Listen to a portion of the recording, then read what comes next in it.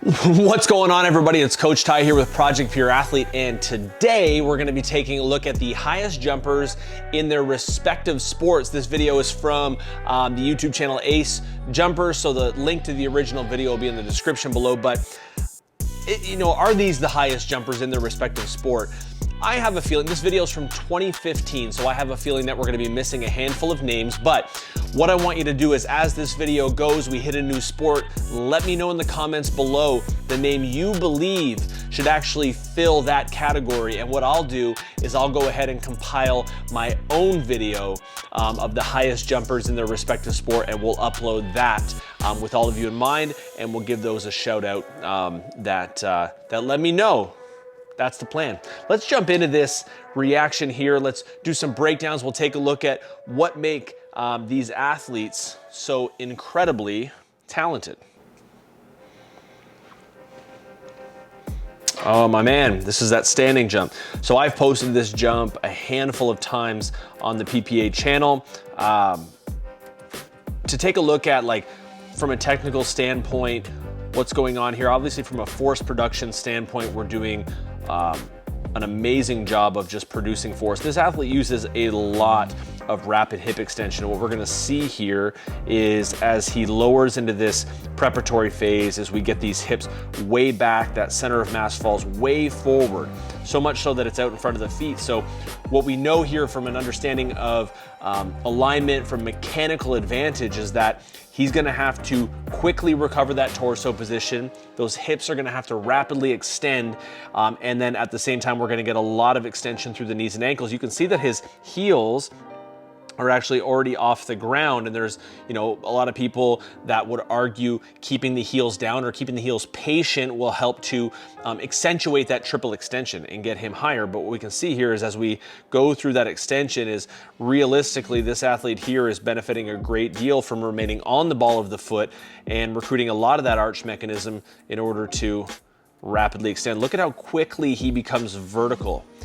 We get this really nice axial or vertical alignment, and extends all the way through to this exceptionally high position. He also has this kind of flapping or waving of the arms in the air. This has a lot to do with maintaining balance and control.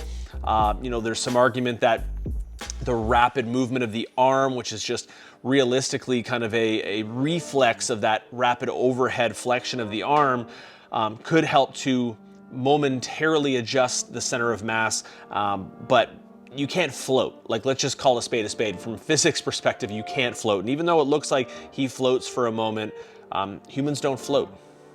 Oh, T-Dub, there we go, our man.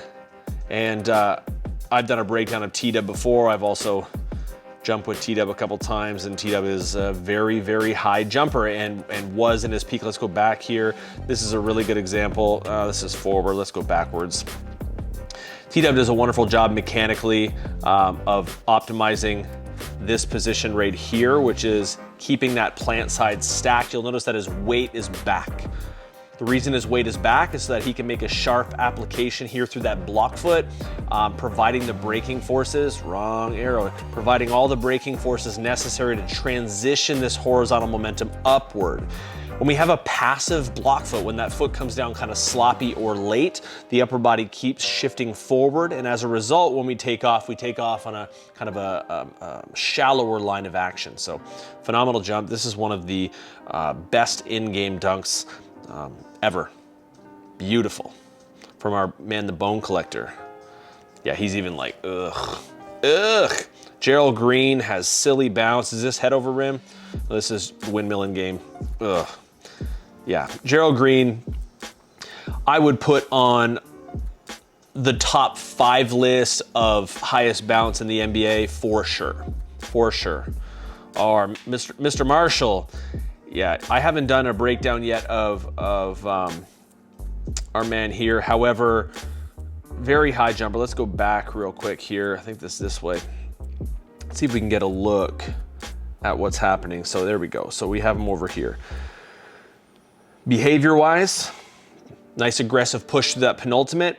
He's got a tall posture of the chest, helps him to keep that center of mass back so that when we get this application of the plant foot here, which is this, right? So we get this application here. You can see that his center of mass is still behind that plant foot. And that gives him time to be able to punch or very aggressively drive this block foot into the ground in order to get these braking forces, right? Block equals brake, and he's still very much so stacked over that plant foot hip. That stacked position is what we need to establish before we can extend, before we can go into this huge jump. And that's a beautiful jump, and I can see why he's in the running and argument for highest jumper in volleyball. Who do you think? Let me know down below. Beautiful. Big bounce. Big bounce. Stefan Holm. Love Stefan Holm's jumps. This guy is super, super duper elastic. I mean, these hurdle jumps are probably 5.5 feet. Wonderful. Is this the end of the video? That was a short video, if that's the case.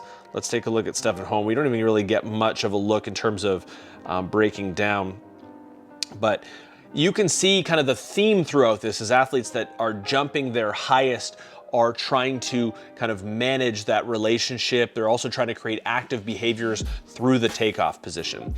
And it's when we accelerate and do all this work to create speed and then decelerate through choppy strides that we really lose a lot of that kinetic potential. And these athletes are obviously doing a phenomenal job of jumping very, very high. This is a short video, but let me know below in these respective sports. Let's also include soccer or football down below. Who's the highest jumper in football? Let me know some other sports you'd like to see in there, and we'll make a video on it. Hey, appreciate y'all being here. It's Coach Ty again with Project Pure Athlete. Make sure to check out the other content here at PPA. Subscribe, like all the good trappings of YouTube, and we'll catch you in the next one. COVID high five.